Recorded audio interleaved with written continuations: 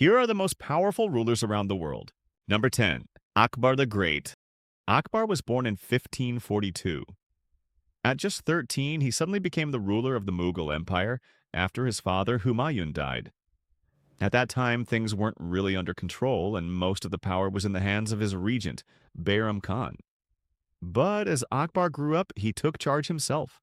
He started expanding his empire, defeating strong rivals and slowly bringing most of North India under his rule. Instead of ruling in the usual way, he changed how things worked. He included people from different communities in his administration, which helped him manage such a large empire more effectively. He also made decisions that reduced tensions between religions, like removing certain taxes and allowing people to follow their own beliefs. By the time his rule was at its peak, the Mughal Empire had become much larger and more stable than before. And that's what made him one of the most powerful rulers of his time. Number 9. Ramesses II. Ramesses II was one of the most powerful rulers of ancient Egypt. He ruled for about 66 years, from 1279 to 1213 BCE, making his reign one of the longest in ancient history. He was born into a royal family, and his father, Seti I, trained him from a very young age. He was introduced to military camps in the royal court early on so he could learn both leadership and administration. By the age of 14, he became prince regent, meaning he was already sharing responsibilities of ruling. During his teenage years, he also gained early experience in leadership activities. One of the most important events of his reign was the Battle of Kadesh, a large chariot conflict against the Hittites. It was one of the biggest chariot battles in history. The result was not clearly decisive, but Ramesses presented it as a strong performance. He had inscriptions made showing his role in the battle, which helped build his image as a confident and capable ruler. He is also known for his use of image building. He made sure his achievements were carved across temples and monuments, presenting himself as a powerful and respected ruler. This helped strengthen his authority across Egypt. Ramesses II also focused heavily on construction. He built many large structures across Egypt. The most famous is Abu Simbel, known for its massive rock-cut statues, and the Ramesseum, his mortuary temple. Number 8. Cyrus the Great. Cyrus the Great was the founder of the Achaemenid Empire, one of the largest empires in ancient history. He was born around 600 BCE. His early life was difficult, and according to traditions, he spent some time away from the royal court before returning to claim power. Cyrus began by uniting the Persian tribes. He then defeated the Median Empire, which started his expansion. One of his biggest achievements was the capture of Babylon in 539 BCE, where he entered the city peacefully and treated the people with respect. He is known for his unique leadership style. Cyrus allowed different cultures and religions to continue freely, which helped maintain stability in his empire and gain loyalty from different regions. The Cyrus cylinder reflects his policies and is often seen as an early example of human rights. Overall, Cyrus the Great combined strong leadership with fairness and respect, making him one of the most influential rulers in history. After his death, Cyrus the Great was buried in the tomb of Cyrus, located in Pasargadae. The structure is simple yet powerful, built on a stepped base with a small chamber on top. Unlike many rulers, his tomb reflects simplicity and dignity rather than grand display. Even today, it stands as a lasting symbol of his legacy. Number 7. Napoleon Bonaparte. A man who rose from a small island to rule most of Europe. This was Napoleon Bonaparte. Born in 1769 on Corsica, Napoleon was trained in military schools, where he developed discipline and strategic thinking from a young age. He rose to power during the French Revolution, through a series of successful campaigns. His victories made him famous, and in 1804, he declared himself Emperor of France. Napoleon is known for his military brilliance. He led multiple campaigns across Europe, expanding French power and changing the continent's political structure. He also introduced important reforms. The Napoleonic Code created a clear legal system that influenced many countries. However, his ambition led to setbacks. His campaign in Russia and later defeats weakened his rule, and he was eventually exiled. Number 6. Mansa Musa. The richest man in history wasn't a king of Europe. It was Mansa Musa. He ruled the Mali Empire in the 14th century, one of the wealthiest empires in Africa, built on gold and trade. Mansa Musa is most famous for his pilgrimage to Mecca in 1324. During this journey, he traveled with thousands of people and carried huge amounts of gold. In places like Cairo, he gave away so much gold that it affected the local economy for years. He was not just rich, but also a supporter of education and culture. He helped develop Timbuktu into a major center of learning and trade. One of the most important structures from his time is the Jingareber Mosque, which became a symbol of knowledge and Islamic scholarship. Mansa Musa's wealth, influence, and support for culture made him one of the most remarkable rulers in history. Even today, he is remembered as the man whose riches and legacy were unmatched. Number 5. Julius Caesar. A man who ended a republic and changed Rome forever. This was Julius Caesar. Born in 100 BCE, Caesar came from a noble family but had to fight his way to power through politics and military success. He gained fame through his campaigns, especially in Gaul, where he expanded Roman territory and proved himself as a brilliant general. In 49 BCE, he made a bold move by crossing the Rubicon River, an act that started a civil war. This decision ultimately led to his rise as the most powerful man in Rome. As a leader, Caesar introduced several reforms. He improved administration, restructured debt, and introduced the Julian calendar, which influenced modern timekeeping. However, his growing power created fear among Roman senators.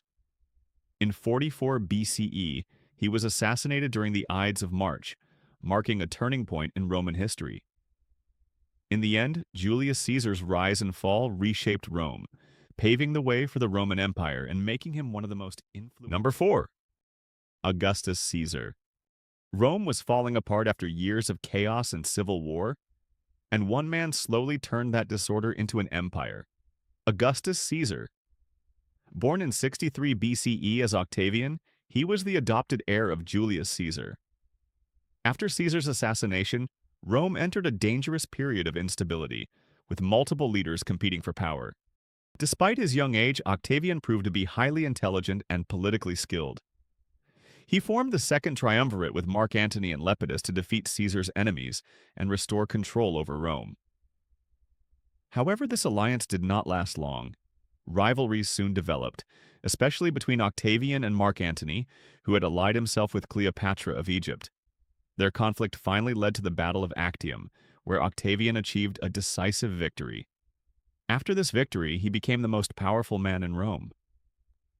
In 27 BCE, the Senate gave him the title Augustus, officially marking the beginning of the Roman Empire. Unlike many rulers, Augustus avoided presenting himself as a king.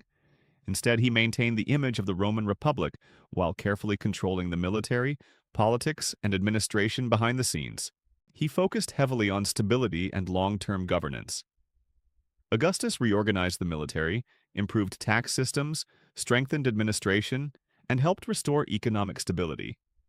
His reign also marked the beginning of the Pax Romana, a long era of peace and prosperity that lasted for nearly 2 centuries. Augustus also transformed Rome architecturally. Through temples, roads, and public buildings, he turned the city into a grand imperial capital. In the end, Augustus proved that lasting power does not always come from constant conquest, but from control, strategy, and stability. Foundations that shaped Rome for centuries. Number 3. Ashoka the Great. History remembers many conquerors, but very few who chose to stop. This was Ashoka. Ashoka was one of the greatest rulers of the Maurya Empire, ruling most of the Indian subcontinent during the 3rd century BCE. In the early part of his reign, Ashoka focused on expanding his empire. He strengthened his military and aimed to bring more regions under his control. The most significant event of this phase was the Kalinga War, one of the most intense conflicts of his time. The war resulted in massive destruction and loss, and it became a turning point in Ashoka's life. After witnessing its consequences, he decided to change his approach completely. Ashoka adopted the teachings of Buddhism and shifted his focus from expansion to welfare. Instead of conquering lands, he focused on improving the lives of his people. He built roads, hospitals, and rest houses, and worked to ensure fair administration across his empire. He promoted moral values and encouraged peaceful coexistence. He also sent missions to spread Buddhist teachings to other regions. Ashoka is also known for his inscriptions, called the Ashokan Edicts, which were carved on pillars and rocks. These edicts helped communicate his policies and ideas directly to the people. One of the most famous monuments connected to his rule is the Sanchi Stupa, which became an important center of Buddhism. In the end, Ashoka's legacy was not just about ruling a vast empire, but about transforming leadership itself, proving that true power can come from change, not just conquest. Number 2. Alexander the Great. Before the age of 33, one man had already created one of the largest empires in history. This was Alexander the Great. Alexander was born in 356 BCE in Macedon, a kingdom in northern Greece. He was the son of King Philip II, a powerful ruler who transformed Macedon into a strong military state. From a young age, Alexander was trained for leadership and warfare. One of the biggest influences on his life was the philosopher Aristotle, who taught him philosophy, politics, science, and literature. These teachings helped shape his ambition and strategic thinking. At the age of 20, after the assassination of his father, Alexander became king. Many regions rebelled, believing he was too young and inexperienced to rule. However, he quickly crushed these rebellions and secured his control over Greece. After stabilizing his kingdom, Alexander launched his campaign against the Persian Empire, one of the most powerful empires of the ancient world. Through battles such as the Battle of Issus and the Battle of Gaugamela, he defeated the Persian king Darius III and gained control over vast territories. Alexander later expanded into Egypt, where he was welcomed as a liberator and declared a pharaoh. He also founded the city of Alexandria, which became one of the most important cultural centers of the ancient world. His campaigns eventually brought him into northwestern India. One of the most famous events of this phase was the Battle of the Hydaspes, fought against King Porus. Although Alexander won the battle, his army suffered heavy difficulties, and his soldiers became exhausted after years of continuous warfare. Soon after, they refused to march further into India, forcing Alexander to turn back. Unlike many conquerors, Alexander often adopted local customs and encouraged cultural blending between Greeks and conquered peoples. This helped spread Greek language, art, and ideas across different regions, creating the Hellenistic world. In 323 BCE, while in Babylon, Alexander died after falling seriously ill, most likely due to fever or disease after years of exhausting military campaigns. After his death, his empire was divided among. In the end, Alexander's life was short, but his impact was enormous. He didn't just conquer territories, he spread cultures, connected civilizations, and became one of the most legendary figures in history. Number 1. Genghis Khan. A man who began with almost nothing and built the largest connected empire in history. This was Genghis Khan. Born around 1162 as Temujin in the harsh Mongolian steppes, his early life was filled with struggle. After his father's death, his family was abandoned by their tribe, forcing them to survive in extremely difficult conditions. As he grew older, Temujin slowly gained allies and united rival Mongol tribes that had fought each other for generations. Through leadership, military skill, and strict discipline, he transformed divided tribes into a powerful fighting force. He later took the title Genghis Khan, meaning universal ruler, and began expanding beyond Mongolia. Genghis Khan is known for his speed, strategy, and use of cavalry warfare. His armies moved rapidly across vast distances, allowing them to defeat much larger enemies. He conquered large parts of China, Central Asia, and regions stretching toward Europe. One of his major strengths was organization. He promoted people based on skill and loyalty rather than noble birth, which helped create an efficient military system. He also improved communication and trade routes across his empire, helping connect different regions more effectively. However, his campaigns were also known for their destruction. Many cities that resisted Mongol expansion faced severe consequences, which created fear across neighboring kingdoms and empires. Despite this, the Mongol Empire became one of the most influential empires in history, shaping trade, warfare, and cultural exchange across Asia and Europe. In the end, Genghis Khan didn't just conquer territories, he transformed scattered tribes into a force that changed the course of world history,